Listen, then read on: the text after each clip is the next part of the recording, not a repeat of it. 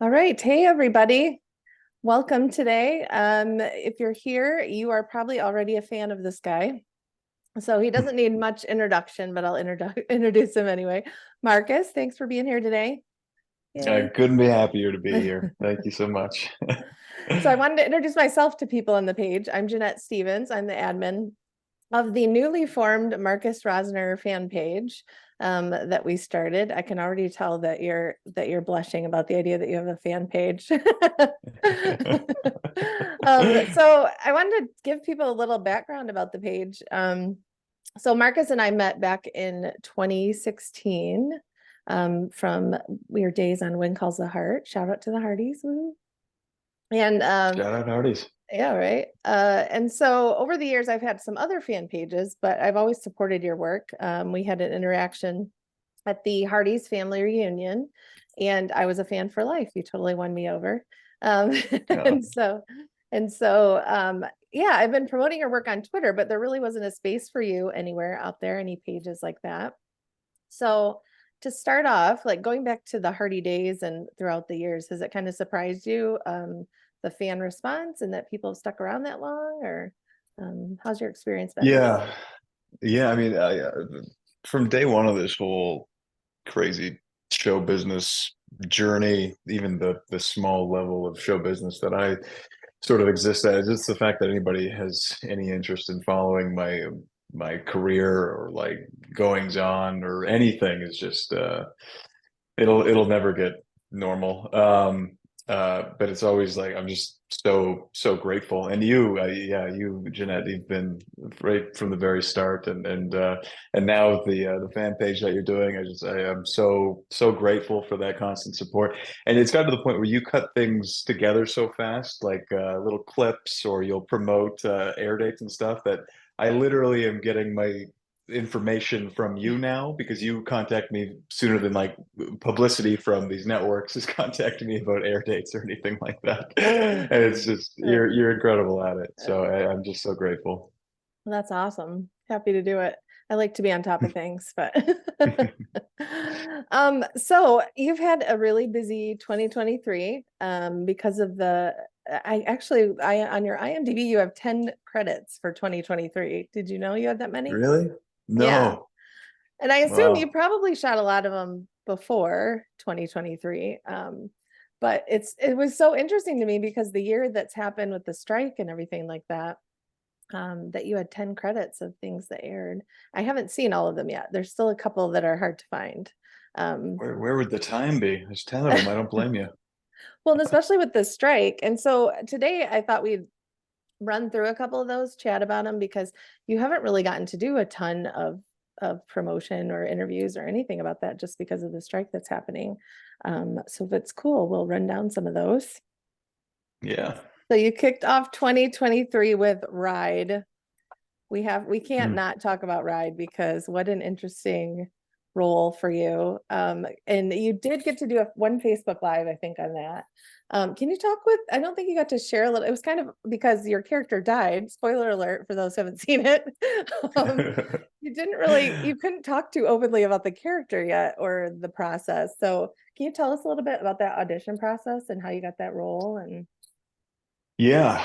So that's I think I started auditioning for that in June of 2022. And I first auditioned for Bo's role for Bo's role. I'm blanking on the names of the characters now. My little brother in the series. yes. After that, I auditioned for Tyler's role. And then when they went to those two guys with those, they I could tell that they were trying to find a place for me on it. I mean, I'm kind of in some ways a natural fit. It was shooting in Alberta. I'm a big Alberta guy. This is my home. I'm in Alberta as we speak, at our studio at Northern Gateway Films in Edmonton. And I the cowboy thing just comes very naturally. I mean, I grew up around horses and wildlife and stuff like that. And while I'm now kind of a big city slicker, I do have those. It's always going to be part of my roots, and I'm always going to love coming back here and listening to country music and getting out in the wide open spaces. And even as I age, I find myself longing for this more and more, which is interesting. But no, it got to the point where it was like the third kick of the can, and they were like, well, there's this one role. It's the older brother. He dies very quickly, but he's going to come back a bunch. And I was like, I don't know, like not to be arrogant or anything. I was trying to debate whether or not it was going to be worth my time to kind of go in and out of they're shooting in Calgary, which I don't live, and our studio's in Edmonton, which is 3 hours north, and my house is in Toronto, which is 5 hours by plane east. And so Wow. we were just tackling a lot of things at that time. We were about to go into production two of our own movies that we were producing, and I was going to star in both of those.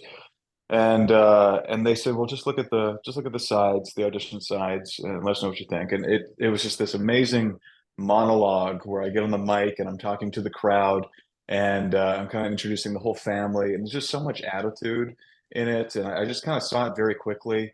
And sometimes when you read things as an actor, it's a funny thing that happens. You can read something one time and then it almost like sticks immediately. It's not like a photographic memory because it doesn't happen for every character and every page of a script, but some things just stick immediately. And this was like a full page monologue, and I almost had the thing down pat after one read just because I was like, I know the cadence with which this guy's speaking. I love the attitude. It's like exactly the kind of boastful energy that like I got into acting to enjoy playing from time to time. And and so I just threw it down, and then I had some fun with the audition tape. It's a great I honestly stand by that audition tape. I just had so much fun with it. I threw in like crowd noise after. That's I think I had amazing. like a hairbrush as like a microphone or something. So And it was just yeah, I had my cowboy hat with me at the time, so I just threw it on, and it just came so naturally. And I was like, I sent it off, and I think I told my buddy, I was like, no one's gonna do it better. I'll tell you that much right now. I was like, they're either gonna, I'm not gonna be a fit for it or something, but like, I nailed that thing. And then sure enough, they made the offer, and but it was again, it was kind of like he's going to come in for a few days here and there, like every couple weeks, and he's in like one scene per episode, except for a few episodes. And I was still kind of on the fence, to be honest. We were about to go into back-to-back production on two movies that was going to take us the better part of 2 months, and I was like, I don't know how we're going to work this into the schedule. And I was like, well, if they send me the dates up front, then I will build our shooting schedules around the dates that they need me, so I can go back and forth between Edmonton and Calgary, which is like a 3 hour drive, like a 45-minute plane ride. Um, and uh, and so we did that. We built our shooting schedules for two movies, one called Me and Mr. Right, the other called Team Bride, which hasn't premiered yet. yeah. Um, Around that, and I was literally flying red eye flights, going back and forth for a couple weeks. One day I'd be on a farm in or a ranch in Calgary shooting Ride, and then the next day I'd be back here trying to wrangle a location and make sure my crew's all in order and hold down the fort here and be on camera here all day long, and then sure enough get picked up at the end of the day and driven to the airport. And that was fun. It was an exciting time. It was very stressful and Yeah, I bet. I was Yeah. not always in the best mood. But we got through it, and I was really happy to be part of Ride. And yeah. Had you worked with any of the cast prior to Ride? Like Yeah, Tiara Tyler. or anyone? Oh, okay. Tiara, I was aware of. She was one of the more successful actors in Vancouver while I was living in Vancouver, so I was aware of her. She also was like a server at a restaurant while I was a bartender at another restaurant. So there was a little acting, serving, bartending community that existed in our 20s, and so I was aware of her a bit then, but I'd never met her. And Tyler and I played brothers on Once Upon a Time like 10 years ago. No He played kidding. Hans from the Frozen storyline, and I played Okay. like his Yeah. nemesis brother that drives him to be such a jerk. And we hung out a few days on set a long time ago, and so it was nice getting to see him again. Other than that, I don't think I knew anybody. No. Um, Okay. yeah.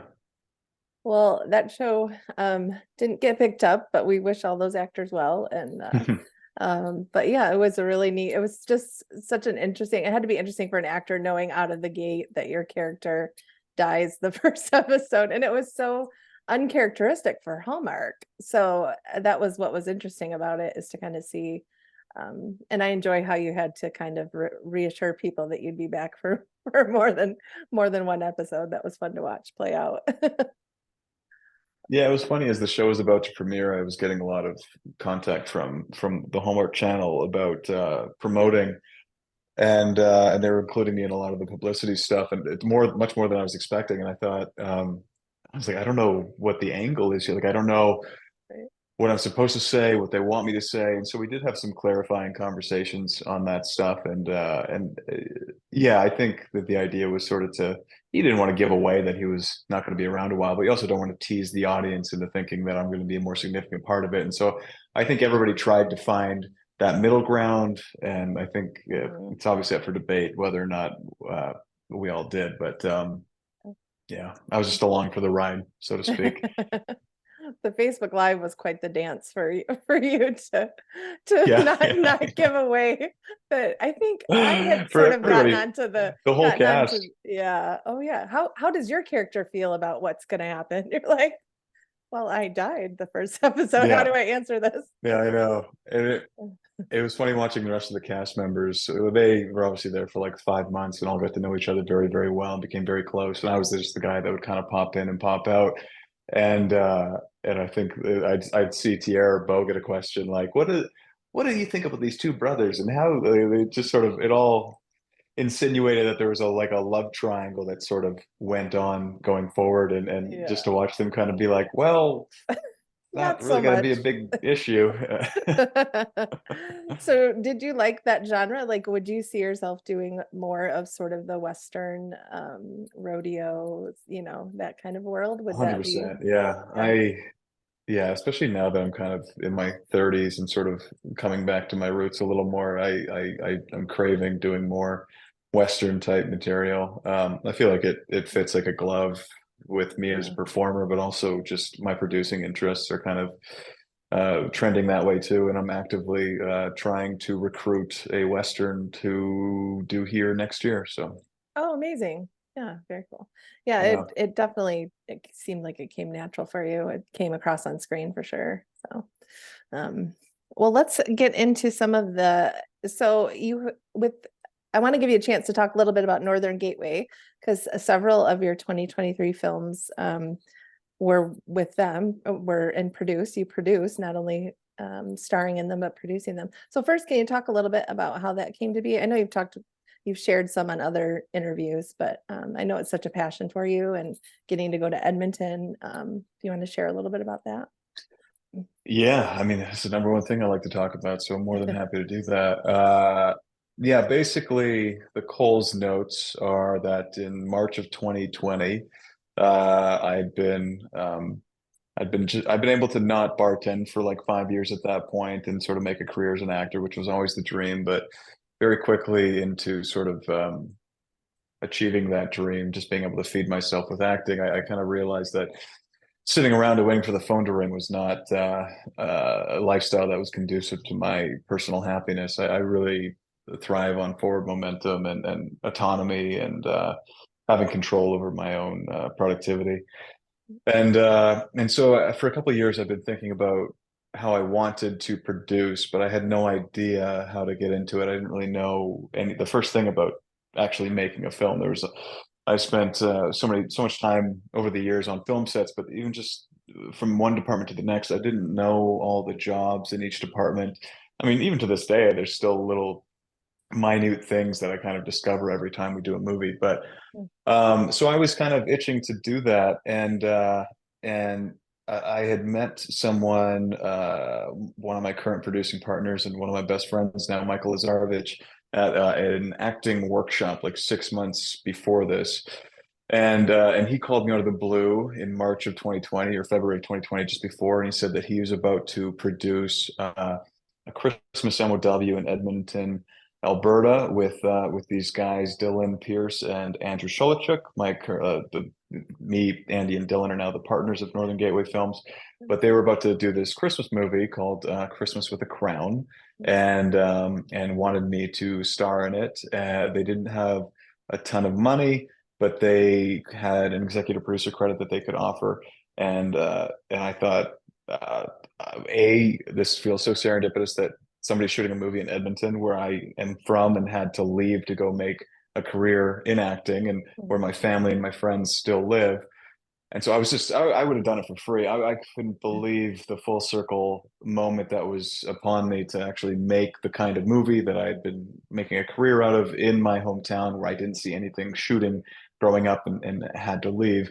Yeah. And then also that they were going to be offering this producing credit. And so I said, I'll do it. I don't care how much money you have, but I want to come early, and I want to learn everything that you can teach me about producing in this one film cycle.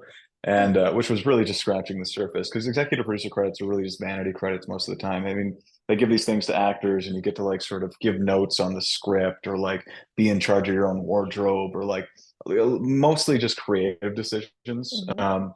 which are great and important, and the most interesting and fun for a creative. But I also just wanted to have a full scope understanding of producing as much as I can, because that's how you gain autonomy. And so I came and I learned as much as I could, which was still just scratching the surface. And then after that, I helped them sell the movie to Lifetime through some connections I had. And I basically said, I want to keep doing this. I'd love to keep making movies in Edmonton. I think I have enough pull with one of the companies out there that if I go to them with some scripts, I think they might let me produce them if I star in them here in Edmonton. Do you guys want to team up, go into business together, build a company, and make these films here in Edmonton? And they said yes, and the rest is kind of history. Mm. We've done 7 films together. Wait, one, Okay. two, three, six. Yeah, we've done 7 films together now in the last 3 years. So Okay. That was one of my questions. I was curious how many. And I noticed you star in quite a few of them, but there are some others with different leads that look like they're more recent. Um, Team Bride, you said, is not out quite yet, right? That one was on your yeah, Team IMDb. Bride stars myself and Rhiannon Fish, and is honestly one of our best ones. I think I really like that one. It has not had a premiere yet. Probably sometime in 2024. Not sure exactly where it might end up. We basically hand these off to the distributor, and they find the best market to sell them to. But yeah, Finding Mr. Right was the other one I had trouble finding. Is that one released somewhere? yeah. Finding Mr. Right was the working title as we shot it. Now it's called Me and Mr. Right. Okay. Um, and it had a Canadian premiere earlier this year. I don't know if it's had an American premiere. I don't believe Hmm. so. So a lot of these things, they sell to all these different markets all over the world, US, Canada, Germany, Spain, France, all these places, Australia, and they all premiere them at different times. But as soon as it has one premiere somewhere, it's technically premiered, Okay. which would be like a worldwide premiere or whatever. And so some things have aired in some places, not in others, and now there's just so many films, it's sort of hard to keep track of. But I don't know if any of the movies besides Christmas with a Crown have had a. No, that's not true. Coupled Up with Christmas, which is the first Christmas movie that we did at the beginning of this year. It stars myself and Sarah Canning. I love this Christmas movie. I encourage everybody to watch it. I'm going to be promoting it in the next couple of weeks. That's Mhm. sitting on Peacock right now on the streamer. Yeah. Yeah, I love that one. But yeah, it's hard to keep track. They all kind of go different places, Mm. and yeah. Yeah, that was actually one on my list I wanted to chat with you a little bit about because it had a lot of comedy, which I really enjoyed between you. That one was co-starring Sarah Canning. Did that one shoot in Edmonton as well? Or Yeah, no? yeah. Okay. We shot that here in Edmonton in March, earlier this year, and yeah, in the dead of winter. It's very, very cold, but Yeah, I we was gonna did say three back-to-back that Christmas didn't look films. like fake snow. That was the real deal on that one. No, that was the real deal. We Yeah. were freezing our butts off in a lot of those scenes, and Sarah was such a trooper. Sarah Canning's actually from here Oh, too. okay. Sort of, in her early years, she grew up in the Maritimes, but she went to high school here. we're actually from this very small town called Shore Park, Alberta, which is just outside of Edmonton. And there's two high schools. One's called Salisbury Composite High School. Everybody calls it Sal. The other one's called Bev Facey, and everybody calls it Facey. So I graduated from Sal, and she graduated from Facey, and now we've sort of become friends and coworkers. And I just had her here to host an acting workshop last weekend, Yeah. and so I'm trying to drag her back and cement her as one of Edmonton's own every chance I get. Oh, that's amazing. Yeah. Do you enjoy doing the comedy, more of the comedy, or what comes most naturally to you, I guess?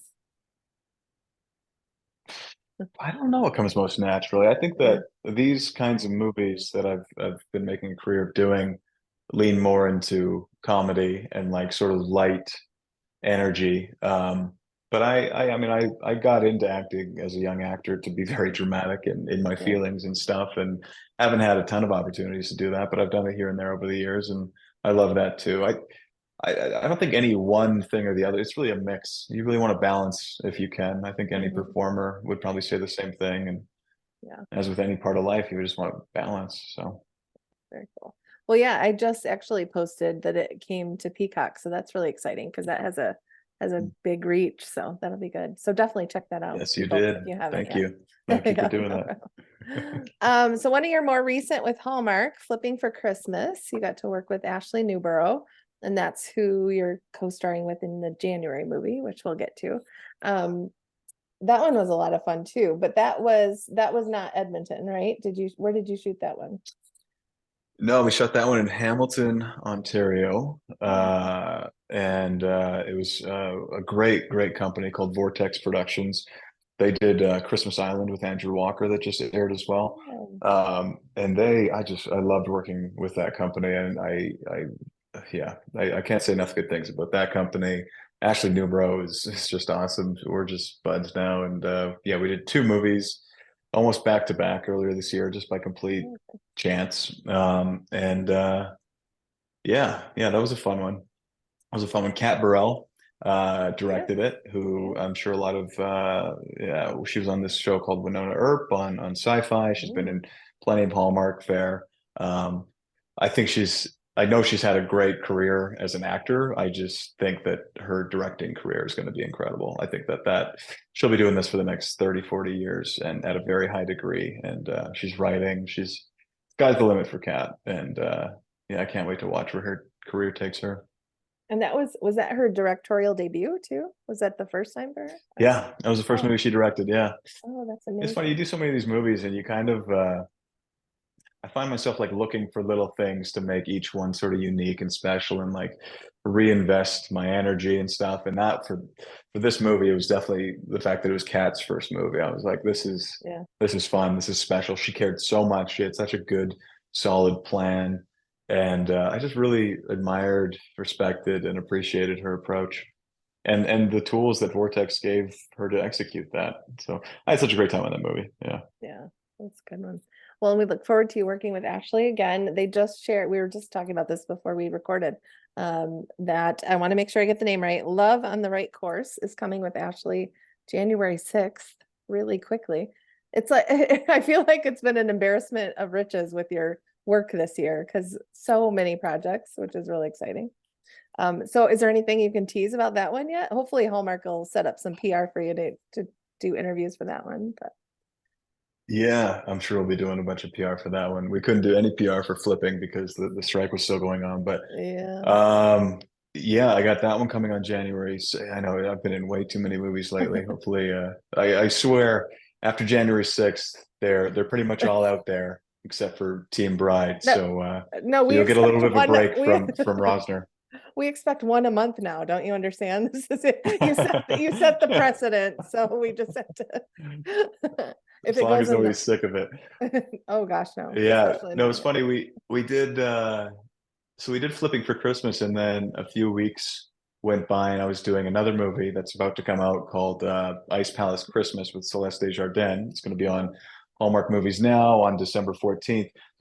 I just jumped right into shooting that one after flipping for Christmas, and I went to Ottawa and then and I'd been texting with Nubro and said like, oh, I'm gonna go do this movie in Budapest. It had come through and they wanted to see like your golf swing, and so I'd sent them a video of my golf swing, and it was written by Brittany Bristow, who has Mhm. become a good friend. We did a movie last year called The Love Club. I think that actually premiered Yeah. this year. Yep. I can't even Another keep that track was of how on many the movies. list. I So many. know, too many. And so she wrote it, and while we were shooting The Love Club, I remember her telling me her and her awesome husband Dustin, they wrote this movie together. They're both big fans of golf, and so they wrote this movie about golf. And she's like, "You'd be great in it," and I'd be like, "I'd love to be in it," but I respectfully, I hear from a lot of actors these days about scripts they've written, and I get to read some of them, and they send me them, and so I just hear a lot about these kinds of things. That being said, Brittany's dad is a very successful producer for Hallmark, Leaf Bristow, and her mother Agnes. They are like this incredible tag team of movie producers that just travel the world and make these awesome Hallmark movies. So it certainly had a chance, but just the fact that she was able to turn it around within a year and actually get this thing made in Hungary, in Budapest, of all Wow. places, was so impressive. And so I thought, I'm just proud of you. Like, this is such a cool thing. I actually made her an offer earlier this year, but she was too busy in South Africa shooting a movie with Andrew Walker. She wasn't able to do my movie. Um, What? but no, She chose she Walker was over you? She chose Walker over she you? was That's already not locked in, to be fair. Yeah. I think that movie actually got pushed and then she could have done yeah. both too. It was a whole thing. But but no, she was instrumental in helping me get that role. I definitely wouldn't have gone to it if it wasn't for her. And I just had an incredible time. I love to travel and I love to work, and I got to do both in one. And then I was texting with Ashley, and I was like, I'm gonna go to Budapest, and she's like, I'm doing that movie too. And we were both just laughing that we had just finished a Wow. movie, and now we're gonna do another movie together. And yeah, it was crazy. Now, I love traveling. now, do you golf in the movie or just her? I do, yeah. Oh, So I nice. play a Okay. golf pro, like Okay. a course pro. So I like give lessons and run the course and all that kind of stuff. And she's like an LPGA tour pro. And so she kind of comes home after sort of falling on hard times after the passing of her mother, and I help her get her groove back, basically. Nice. And we have to talk about some of the Instagram stories you posted during filming of that. I mean, you guys drew the crowds over there. That was that had to be an interesting experience. Yeah, I they were also just like tourists, so they were Yeah. like out and about, like seeing the sites, and we'd happen to be Yeah. shooting at a lot of the sites, so they would gather around en masse and watch. But I don't think that they woke up that day seeking us out, to be Right. fair. So they were Okay. like, Okay. they were like gathered around, Right. and some of them were like, were fans and stuff. So the odd person had Yeah. sort of come out and found us, I think. But the crowds that you saw, like being held Right. back, they were like, oh, a movie is also happening here, so Yeah. let's watch that for a bit. Are you sure they weren't all just there for Marcus time? I wish I could say that was the case, but I'd be lying. Well, it looked like it looked gorgeous. But well, we definitely want to make sure we talk about an ice palace romance. Say that 5 times fast. Because that's your next one coming up. You said December 14th on the streamer. So your co-star, can you well, first tell us a little bit about the film, the name, and what is the ice palace? That's such an interesting concept Yeah, there. so in this one, I run at this place called the Ice Palace, which is this very locally famous ice rink that hosts figure skaters and hockey and a lot of community type things. It's been around forever. It's about to be torn down, developed into condos, and this old Olympic figure skating hopeful that Celeste Desjardins plays. Comes home to town, and she's now a journalist, and she's doing a story about the ice palace being torn down. It's where she sort of developed all her skills and fell in love with figure skating. She had a terrible fall at the Olympics that sort of threw her off and sent her on a dark trail away from her passion. And so she sort of rediscovers her passion there. And I have a young daughter who's a figure skating hopeful, and so she coaches her, and love may or may not ensue. This one was great because I've been trying to before this movie. I was trying to work with Celeste for a bit. I was trying to find a good project that we were shooting in Edmonton, because she's sort of an adopted Edmontonian, because Mhm. her boyfriend is Leon Draisaitl, who plays on the Edmonton Oilers and is one of the best hockey players in the entire world, and one of the best players on our team. And if I was 20 years younger, I would call him a hero. And he's just like Yeah. a local hero to so many kids here. And so and I saw a couple probably like a year and a half ago, Celeste came on my radar because I saw that she was actively involved in the movies that I was producing and starring in, and I thought it would be so great to as like a community thing to put her in one of ours and have me in it, and sort of do like a nice like Edmonton Yeah. movie. And then Muse Productions, another great production company based in Ottawa, beat me to it and cast us both in it, and so we got to meet that way. Oh, very cool.